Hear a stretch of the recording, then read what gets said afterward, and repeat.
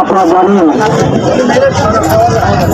একটি ঘটনাকে কেন্দ্র করে আমাদের বাংলাদেশ তথা আমাদের পার্শ্ববর্তী রাষ্ট্র ভারতের উগ্রবাদীরা বাংলাদেশের দূতাবাসেও তারা হামলা করেছিলেন।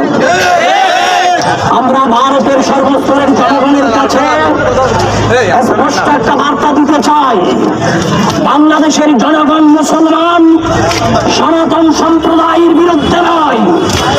এই দেশের মুসলমান হচ্ছে উগ্রবাদী ইসলাম সম্প্রদায়ের বিরুদ্ধে। কারণ সেই ইসলামেরা আমার বাংলাদেশের শহীদ সাইফুল আব্দুলকে তারা শহীদ করেছে।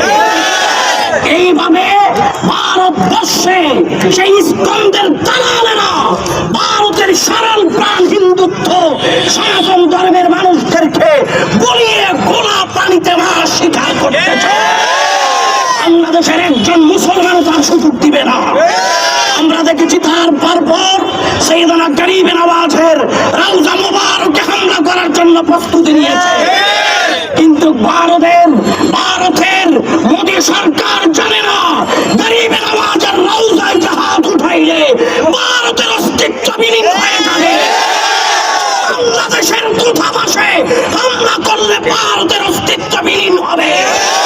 সুতরাং আমরা হিন্দুদের বিরুদ্ধে নয়, খ্রিস্টানের বিরুদ্ধে নয়, সংখ্যালঘুর বিরুদ্ধে নয়, আমরা সন্ত্রাসী উগ্রবাদী জঙ্গিবাদের বিরুদ্ধে। স্বাধীন সোনার বাংলাদেশের শান্তিপূর্ণ বাংলাদেশকে যদি কোন ধরনের দালালেরা অশান্তি করতে চায়, বাংলার জনগণ সুন্নি জনতা মুহূর্তের মধ্যে দুলিশাত করে দিবে।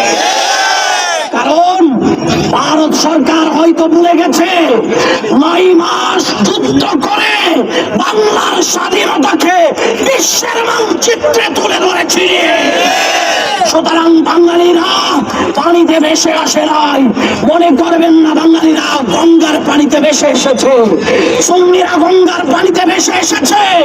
ভারতের মোদী সরকার, আপনাকে বলি, আপনি যদি জনগণের সরকার হয়ে থাকেন তাহলে অনতি বিলম্বে আপনার ভারতেও যারা ইসকনের পক্ষে দালালি করে তাদেরকে নিষিদ্ধ ঘোষণা করে।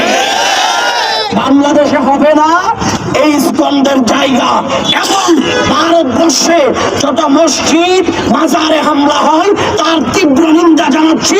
আগামী তার কঠোর আন্দোলন প্রোগ্রাম আসবে। আল্লাহ আমাদের সবাইকে প্রোগ্রামে শামিল হওয়ার তৌফিক দান করুন।